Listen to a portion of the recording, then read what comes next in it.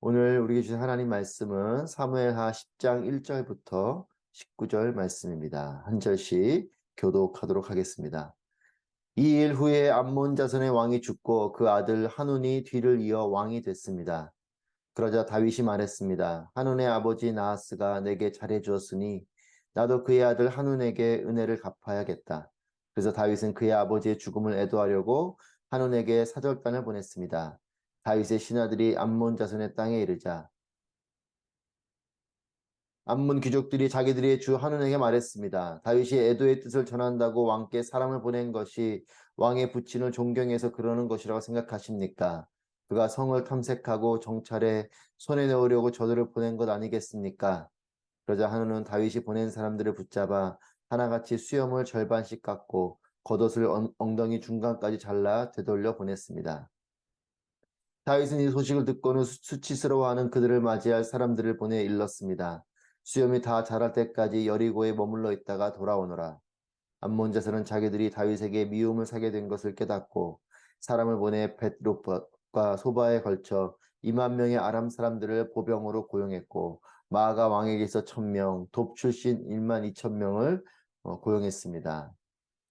다윗은 이 소식을 듣고 용사들로 구성된 온 군대를 요압과 함께 내보냈습니다. 암몬 자손은 나와 성문 입구에 진을 쳤고 소바와 르홉의 아람 사람들과 돕과 마아가 사람들도 각각 들판에 진을 쳤습니다. 요압은 앞뒤로 적진이 서 있는 것을 보고 이스라엘 가운데서 가장 뛰어난 용사들을 골라 아람 사람들을 상대할 수 있도록 진을 쳤습니다. 그리고 나머지 군사들은 자기 동생 아비새에게 맡겨 암몬 자손을 상대할 수 있도록 진을 치게 했습니다. 그리고 요압이 말했습니다. 아람 사람들이 너무 강하면 내가 나를 구하러 와라. 그러나 암몬 사람들이 너무 강하면 내가 너를 구하러 가겠다. 용기를 내라. 우리 백성들과 우리 하나님의 성들을 위해 용감하게 싸우자. 여호와께서 좋게 여기시는 대로 행하실 것이다. 그러고 나서 요압과 그의 부대가 아람 사람들과 싸우기 위해 진군하자 그들은 그 앞에서 도망쳐 버렸습니다. 아람 사람들이 도망치는 것을 본 암몬 자손도 아비새 앞에 도망쳐 성 안으로 들어가 버렸습니다. 그러자 요압은 암몬 자손들의 자손과의 싸움을 멈추고 예루살렘으로 돌아왔습니다. 아람 사람들은 자기들이 이스라엘에 패한 것을 보고 온 군대를 다시 집결시켰습니다. 하다데셀은 사람을 보내 강 건너에 있던 아람 사람들을 불러들였습니다. 그리하여 그들은 헬람으로 갔고 하닷에셀의 군사령관 소박이 그들을 이끌었습니다. 다윗은 이 소식을 듣고 온 이스라엘을 소집해 요단강을 건너 헬람으로 갔습니다. 아람 사람들은 다윗을 대적해 진을 치고 그와 싸웠으나 그들은 이스라엘 앞에서 도망치기 바빴습니다. 다윗은 아람의 전차 탄 사람 700명과 기마병 4만 명을 죽였고 군사령관 소박을 쳐서 그 자리에서 죽였습니다. 함께 있습니다. 하다데스에게 속했던 모든 왕들은 자기들이 이스라엘에 진 것을 보고 이스라엘 사람들과 화해한 후에 그들을 섬겼습니다. 그 아람 사람들은 이스라엘이 두려워서 다시는 암몬 자손을 돕지 못했습니다. 아멘. 할렐루야. 오늘도 우리와 함께 하시는 살아계시는 하나님을 찬양합니다. 하나님께서 주시는 진정한 평강과 그 승리와 은혜가 충만한 여러분 모두가 되시기를 축복합니다. 우리 모두는 관계적인 존재입니다. 관계를 맺고 살아가는 존재들, 사람과 관계를 맺고 또 일이든 또 모든 우리 주변엔 관계를 맺고 살아가는 존재죠. 그래서 무엇이 되는 것, 또 무엇을 하는 것, 이것은 관계적인 의미가 중요합니다. 내가 어떤 자리에 오르는 것도 중요하지만 그 자리에서 어떤 관계를 맺는가, 또 내가 어떤 일을 하는 것 중요하지만 그 하는 일이 어떠한 관계 가운데 또한 그 일이 누구와 무엇과 관계를 맺고 있는가라는 것이 중요한 것이죠. 다윗도 관계적인 존재였습니다. 하나님과의 관계가 그에게는 중요한 관계였고 또 가족과의 관계가 있죠. 아버지와의 또 형제들과의 그런 관계 가운데 있었던 어, 안타깝고 그런 좀 안쓰러운 상황들도 있었습니다. 또 사울 왕과 또 요나단과 같은 또 궁에서 만난 자들과의 관계가 또 있죠. 사울 왕으로부터는 위협을 당하고 또 요나단으로부터는 또 사랑을 받았던 이런 관계가 있습니다. 그리고 이제 왕이 되었습니다. 왕이 되어서 백성들과의 관계를 맺는 그런 모습들, 또 장로들이, 리더들이 찾아와서 다윗을 왕으로 세우는 이런 관계적인 부분들이 있습니다. 그리고 이제 왕권이 강해질수록 이제는 국가와 국가 간의 관계를 통해서 주변 국가의 왕들과의 관계가 또한 있는 것이죠. 뭐 사울도 왕이고 다윗도 왕입니다. 하지만 같은 왕이 되어도 이 왕의 자리에서 어떠한 마음가짐과 어떠한 태도와 또 어떠한 일들을 통해서 관계를 맺고 또한 그 일들을 하는가가 너무나 중요하고 또 다른 것이죠.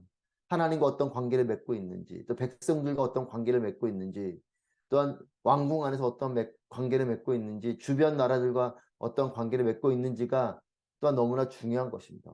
왕이라고 다 같은 왕이 아니죠. 이제 다윗이 왕이 되어서 여러 관계들을 넘어 국가적인 관계 속에서 주변 왕들과의 관계가 있습니다. 1절, 2절 말씀 보시면 이 일에 암몬 자손의 왕이 죽고 그 아들 한운이 뒤를 이어 왕이 됐습니다. 그러자 다윗이 말했습니다. 한운의 아버지 나하스가 내게 잘해 주었으니 나도 그의 아들 한운에게 은혜를 갚아야겠다. 그래서 다윗은 그의 아버지의 죽음을 애도하려고 한운에게 사절단을 보냈습니다. 다윗의 신하들이 암몬 자손의 땅에 이르자. 암몬 자손의 왕이 죽고, 즉 나하스가 죽은 거죠. 그리고 이제 그의 아들인 한운이 왕이 됐습니다. 국가와 국가의 관계 속에서, 왕과 왕의 관계 속에서 다윗은 나하스의 죽음에 대해서 애도를 표현합니다. 그리고 사절단을 보내게 됩니다. 애도의 마음이죠. 또 외교적으로 또 필요한 행보를 하는 것입니다. 선한 일을 한 것이죠. 죽음에 대해서 또 차기 왕권을 가진 그 아들 한운과의 또 새로운 관계를 맺기 위해서 애도의 마음을 표현하고 외교적인 행보를 합니다. 선한 일을 한 것이고 또 왕다운 결정을 한 것이죠. 그런데 이 선한 일, 또 어찌 보면 좋은 외교적인 관계를 맺는 이 일이 다윗의 의도와는 달리 받아들여집니다. 3절 말씀입니다. 암몬 귀족들이 자기들의 주 한운에게 말했습니다. 다윗이 에도의 뜻을 전한다고 왕께 사람을 보낸 것이 왕의 부친을 존경해서 그러는 것이라고 생각하십니까? 그가 성을 탐색하고 정찰해 손에 넣으려고 저들을 보낸 것 아니겠습니까? 2절에서 다윗이 나하스가 내게 잘해 주었기 때문에 나도 그의 아들 한운에게 은혜를 갚아야겠다. 좋은 의도와 선한 의도로 찾아간 것임에도 불구하고 이 암몬 귀족들이 이것을 오해합니다. 정말 왕의 부친인 나하스를 존경해서 그러는 것이겠습니까? 그렇지 않습니다. 성을 탐색하고 정찰해서 손에 넣으려고 저들을 보낸 건 아닙니다. 선한 의도로 갔는데 그것을 오해합니다. 자신들을 정찰하고 결국 자신들을 공격할 것이라고 생각하는 거죠.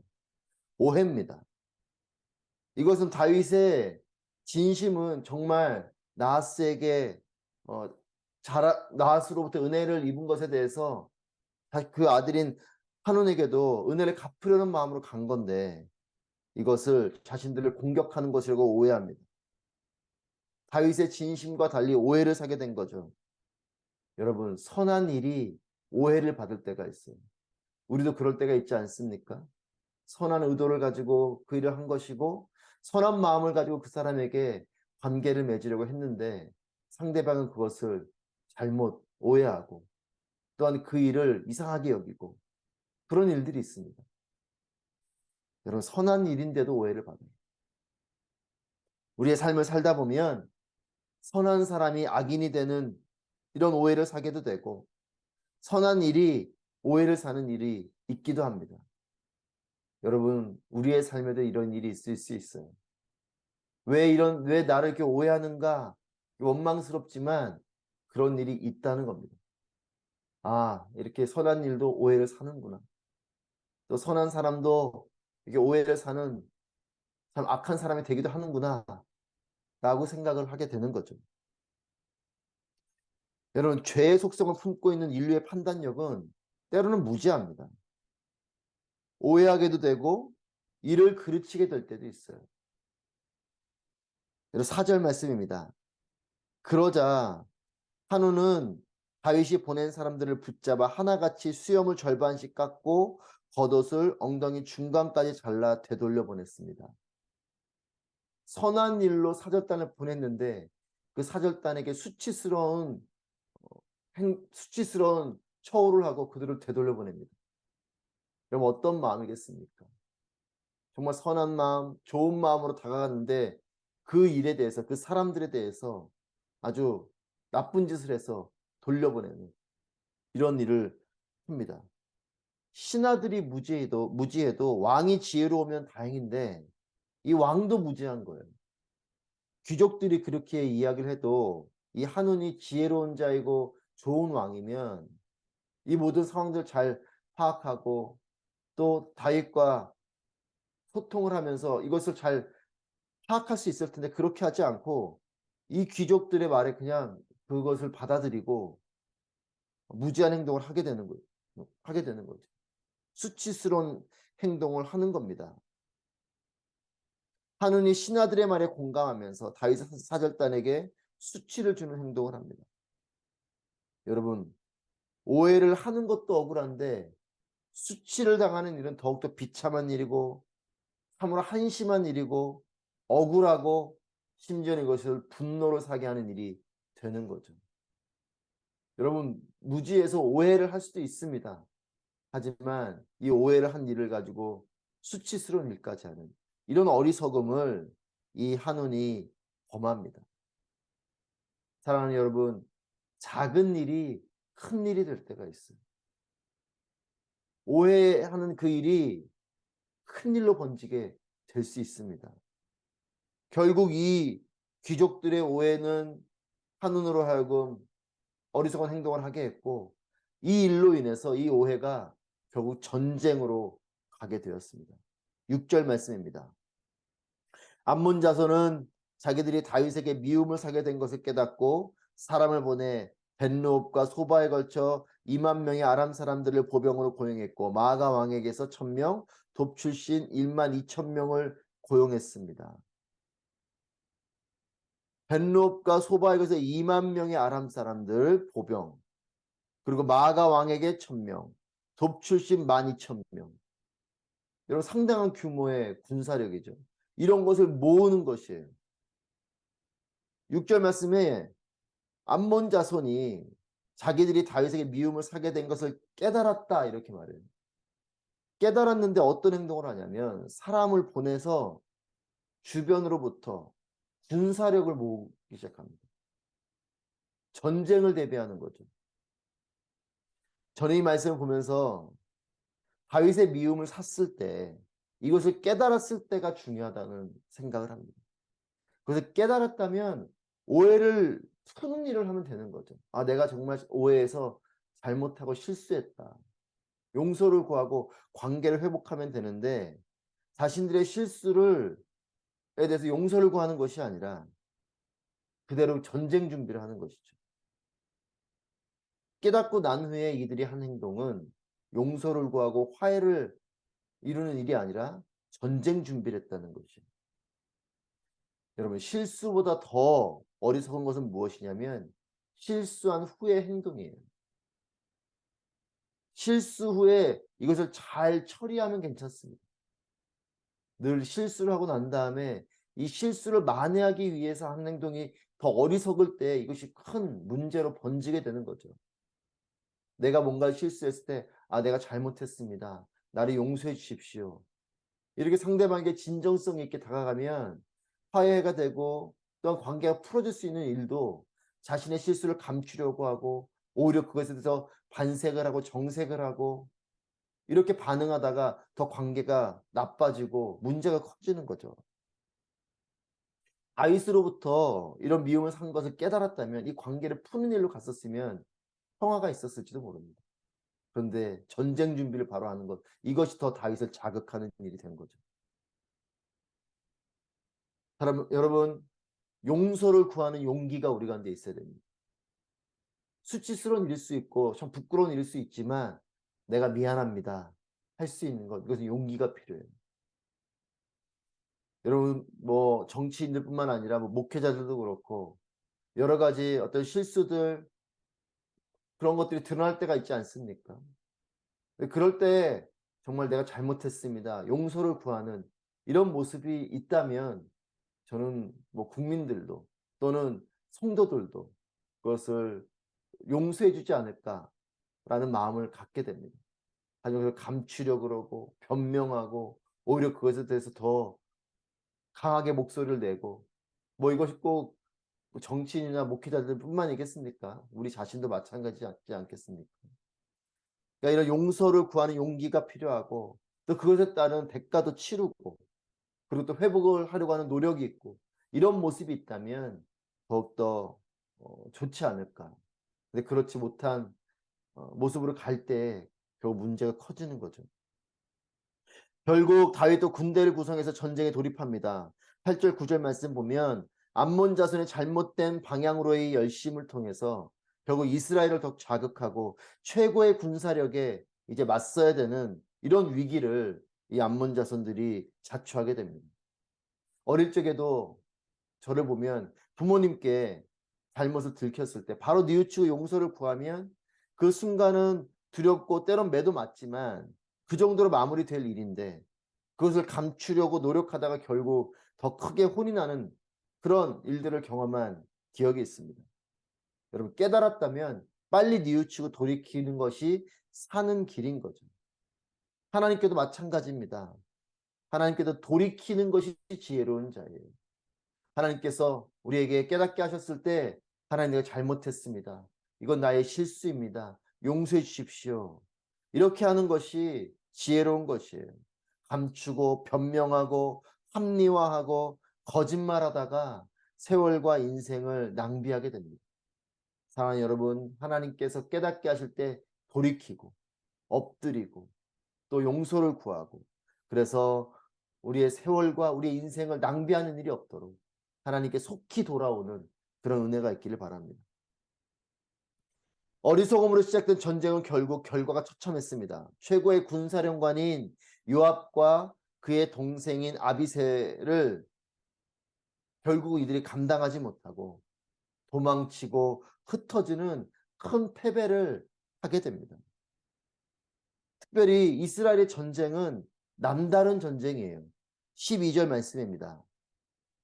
용기를 내라. 우리 백성들과 우리 하나님의 성들을 위해 용감하게 싸우자.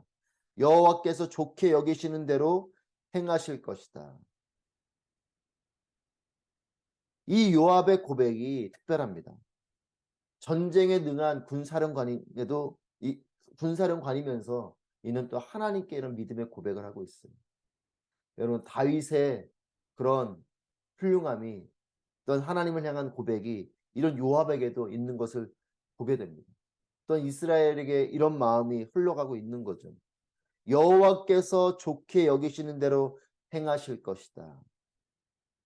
사랑하는 여러분, 이것이 하나님 백성의 능력입니다. 다윗의 능력이고 다윗 군대의 힘인 것이에요. 여호와께서 좋게 여기시는 대로 행하실 것이다. 여러분, 이것이 우리의 고백이어야 됩니다. 우리의 군사력이, 우리의 탁월함이 이렇게 고백하는 것이 아니고 하나님께서 승리를 주시든 패배를 주시든 하나님께서 주시는 대로, 하나님께서 좋게 여기시는 대로 이것이 이루어질 것이다. 여러분, 이것이 우리의 믿음의 고백이어야 되고 이것이 우리의 삶이어야 되는 거죠. 하나님을 믿고 하나님께 맡기고 하나님 뜻에 따르는 전쟁이 이스라엘의 다윗의 군대가 치렀던 전쟁이고 또 이스라엘 백성들이 경험했던 전쟁인 거죠. 우리도 또한 그런 전쟁을 하고 우리도 그런 삶을 살아야겠습니다. 사랑하는 여러분, 하나님 뜻에 따른 것이면 승리도 패배도 사실은 모두 같은 것이에요. 승리와 패배가 정반대의 것인 것 같지만 이것이 하나님께 좋게 여기시는 대로 행하신 것이면, 하나님께서 승리를 주시면 승리를 주시는 대로, 하나님께서 패배를 하게 하시면 패배를 하시는 것대로 한편은 기쁘고 한편은 고통스러울 수 있지만 하나님께서 좋게 여기신 것이면 같은 것이죠. 결과는 달라 보여도 하나님의 섭리 아래서는 같은 것입니다. 승리도 패배도 하나님의 섭리인 것이죠. 여호와께서 좋게 여기시는 대로 행하시는 삶이 되시기를 축복합니다.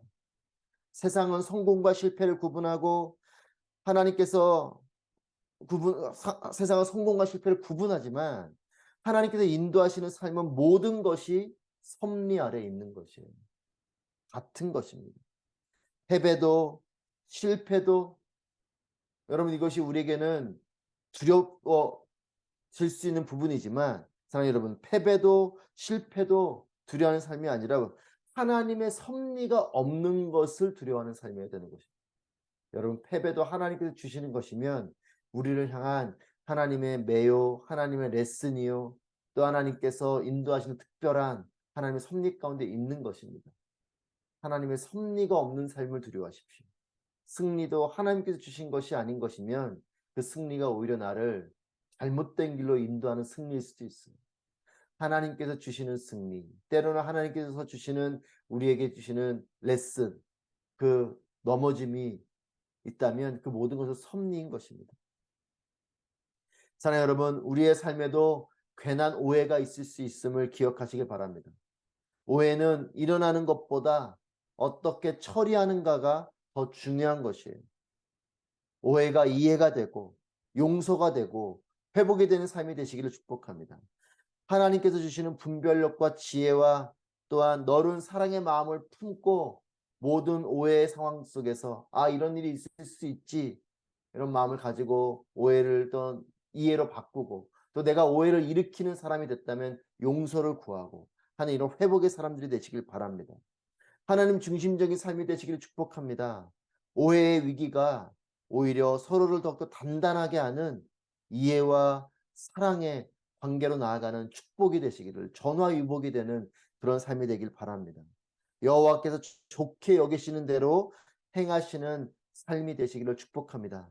하나님의 손에 머무는 삶은 그 모양이 어떻든지 간에 그것이 어떤 상황이든 모두가 하나님의 섭리 아래 있는 것임을 믿고 하나님께서 좋게 여기시는 대로 흘러가는 삶은 복된 삶인 것을 믿음으로 고백하고 선포하는 삶이 되시기를 바랍니다. 사랑하는 여러분, 때로는 우리의 삶 가운데 어려움이 있어도 하나님의 섭리 가운데 있는 것이면 그것은 우리의 삶을 은혜 가운데로 이끌어가는 과정이 될 것이요.